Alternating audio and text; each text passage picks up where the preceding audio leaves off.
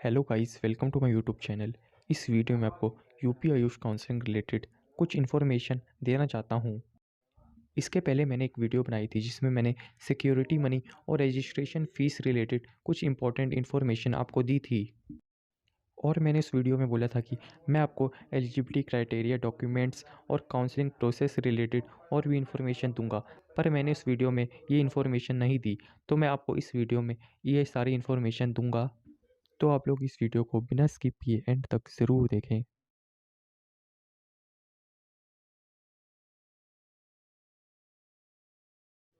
और ये पीडीएफ आपको यूपी आयुष की काउंसलिंग वेबसाइट पे मिल जाएगा। तो इसमें बहुत सी इंपॉर्टेंट इन्फॉर्मेशन दी गई है और ये सारी इन्फॉर्मेशन हिंदी में दी गई है। तो मुझे ये इन्फॉर्मेशन हिंदी में समझ नहीं आ रही थी, तो मैंने इसका इंग्लिश ट्रांसलेशन कर लिया है। तो वो सारी जानकारी मैं आपको बता देता हूँ। और अब हम इस काउंसलिंग के लिए कुछ एलिजिबिलिटी क्राइटेरिया के बारे में बात कर लेते हैं। तो फर्स्ट में तो यही लिखा गया है कि आप नीट यूजी एग्ज़ाम में क्वालिफाइड होने चाहिए। आपके मिनिमम क्वालिफाइंग मार्क्स होने चाहिए। ये अनरिजर्व्ड और ईडब्ल्यूएस के लिए है मिनिमम 50% मार्क्स, और एससी एसटी ओबीसी के लिए मिनिमम 40% मार्क्स, और अनरिजर्व कैटेगरी ऑफ दिव्यांग कैटेगरी के मिनिमम 45% मार्क्स होने चाहिए, और रिजर्व कैटेगरी के पीडब्ल्यूडी कैंडिडेट्स के मिनिमम 40% मार्क्स होने चाहिए। और फिफ्थ में ये लिखा गया है कि आप एएसीसीसी काउंसलिंग में डिसक्वालीफाइड नहीं होने चाहिए। अगर आपने एएसीसी काउंसलिंग में पार्टिसिपेट किया है और आप उसमें डिसक्वालीफाई हो गए हैं, तो आप इस काउंसलिंग के लिए, इस आयुष काउंसलिंग के लिए एलिजिबल नहीं हैं।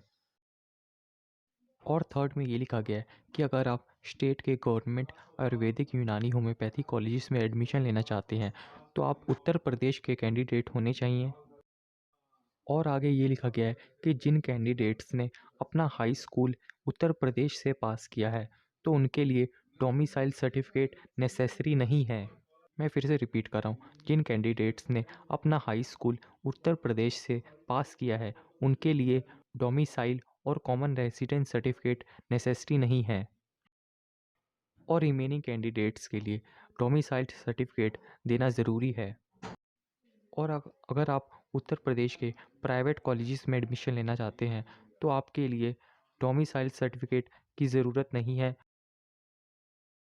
और इस काउंसलिंग के लिए वो कैंडिडेट्स नॉन एलिजिबल हैं जो कैंडिडेट्स एएसीसी के काउंसलिंग में डिसक्वालीफाइड हैं। और इसके बाद डॉक्यूमेंट के वेरिफिकेशन रिलेटेड कुछ इन्फॉर्मेशन दी गई है। तो इसका जो डॉक्यूमेंट वेरिफिकेशन है वो ऑनलाइन भी होगा और ऑफलाइन भी होगा, जो कि वेबसाइट के थ्रू होगा। तो ये कुछ डॉक्यूमेंट्स आपको वेबसाइट पे अपलोड करना होगा। वो डॉक्यूमेंट है हाई स्कूल के मार्कशीट, नीट यूजी का स्कोर कार्ड, और रिजर्वेशन के लिए आपको सर्टिफिकेट देना होगा। अगर आप बीसी, ईडब्ल्यूएस, एससी या एसटी कैंडिडेट हैं, तो आपको ये सारे डॉक्यूमेंट सर्टिफिकेट देने होंगे। और डोमिसाइल सर्टिफिकेट की ज़रूरत उनको होगी जिन्होंने अपना हाई स्कूल उत्तर प्रदेश के बाहर से किया है। और उसके बाद स्टूडेंट्स को डॉक्यूमेंट की फ़िज़िकल वेरिफिकेशन के लिए जाना होगा, जिसके लिए पहले तो आपको government national homeopathic medical college, Hahnemann चौराहा, गोमती नगर, लखनऊ जाना होगा।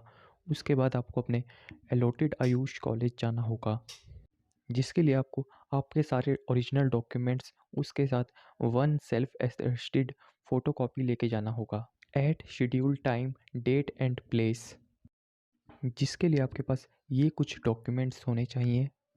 फर्स्ट है admit card and score card of NEET UG, और उसके बाद आपके पास हाई स्कूल का मार्कशीट सर्टिफिकेट होना चाहिए, और आपके पास रेजिडेंस सर्टिफिकेट होना चाहिए prescribe by the government of Uttar Pradesh. तो आपके पास गवर्नमेंट ऑफ उत्तर प्रदेश द्वारा इशू सर्टिफिकेट ही होना चाहिए।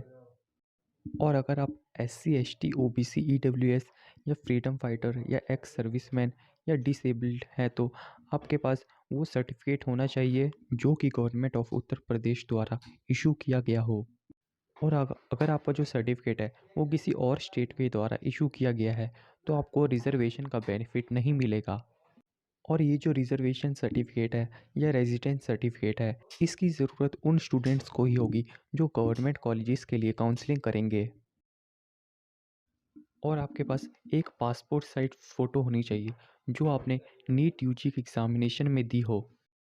और आपके पास आधार कार्ड होना चाहिए और आपको ध्यान से ऑनलाइन रजिस्ट्रेशन का प्रिंट आउट ले लेना है, उसकी भी ज़रूरत आपको पड़ेगी।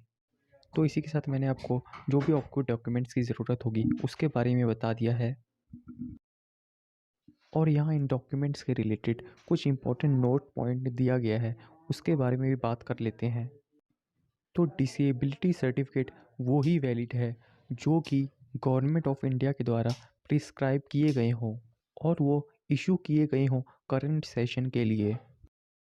और इसके बाद एनसीसी सर्टिफिकेट के लिए भी एक नोट पॉइंट दिया गया है।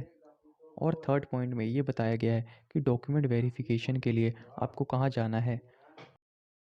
और फोर्थ पॉइंट में ये लिखा गया है कि आपका जो अलॉटमेंट है वो कैंसिल कर दिया जाएगा अगर आपके पास ओरिजिनल डॉक्यूमेंट्स नहीं होंगे या डॉक्यूमेंट्स आपके गलत होंगे, या अगर आपने कहीं और एडमिशन ले लिया है और आपके डॉक्यूमेंट्स वहाँ वहाँ जमा किए गए हैं तो आपको एक नो ऑब्जेक्शन का सर्टिफिकेट देना होगा। और एडमिशन और काउंसलिंग प्रोसेस रिलेटेड कुछ इन्फॉर्मेशन है वो आपको बता देता हूँ। आपको काउंसलिंग की रजिस्ट्रेशन तो एक बार ही करना है, लेकिन अगर आपको अगले राउंड में पार्टिसिपेट करना है तो आपको उसके लिए अलग से चॉइस फिलिंग करनी होगी उस राउंड के लिए। एग्ज़ाम्पल से बता देता हूँ, जैसे कि आपने फर्स्ट राउंड में काउंसलिंग की और आपको कोई सीट अलॉट नहीं हुई और अगर आपको सेकंड राउंड में काउंसलिंग करनी है तो आपको उसके लिए अलग से चॉइस फिलिंग करनी होगी। तो चॉइस फिलिंग करने के बाद ही आपको सीट अलॉट की जाएगी। और मॉप अप और स्टे वैकेंसी राउंड के लिए कुछ कंडीशंस हैं, उसको भी जान लेते हैं। तो फर्स्ट तो ये है कि इस राउंड के लिए वो कैंडिडेट्स ही एलिजिबल हैं जिनको फर्स्ट या सेकंड राउंड में कोई भी सीट अलॉट ना हुई हो। और सेकंड राउंड में ये लिखा है कि आपको अलॉटमेंट होने के बाद ये मैंडेटरी है कि जो भी आपका एडमिशन प्रोसेस है उसको आप कंप्लीट कर लें। और थर्ड में ये लिखा गया है कि ये मैंडेटरी है कि आपको सारे डॉक्यूमेंट्स, ओरिजिनल डॉक्यूमेंट्स आपको देने होंगे at the time of admission. और फोर्थ में ये लिखा गया है कि अगर आप यूपी आयुष काउंसलिंग से पहले किसी और कोर्स में एनरोल थे तो आप इस राउंड की काउंसलिंग के लिए एलिजिबल हैं और आप इस राउंड में अपने चॉइसेस की रीशफलिंग नहीं कर सकते हैं।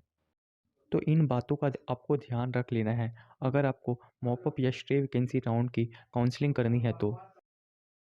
और इस राउंड के लिए वो कैंडिडेट्स एलिजिबल नहीं हैं जिनको फर्स्ट या सेकंड राउंड में सीट अलॉट हुई हो और उन्होंने एडमिशन ले लिया हो। और वो भी एलिजिबल नहीं है जिनको सीट अलॉट हुई हो और उन्होंने एडमिशन ना लिया हो।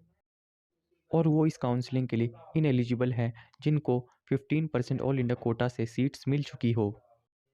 और वो कैंडिडेट्स इनएलिजिबल हैं जिनको एएसीसीसी की काउंसलिंग में डिसक्वालीफाई कर दिया गया है। तो ये थे कुछ कंडीशंस जहां स्टूडेंट्स इनएलिजिबल हैं इस राउंड की काउंसलिंग के लिए। तो इसी के साथ मैंने आपको यूपी हाउस काउंसलिंग रिलेटेड बहुत सी इम्पोर्टेंट इन्फॉर्मेशन दे दी है। तो आप लोग इस वीडियो को ज़्यादा से ज़्यादा शेयर करें ताकि और भी स्टूडेंट्स तक ये सारी इन्फॉर्मेशन पहुंच सके और वो इस काउंसलिंग में कोई गलती ना करें।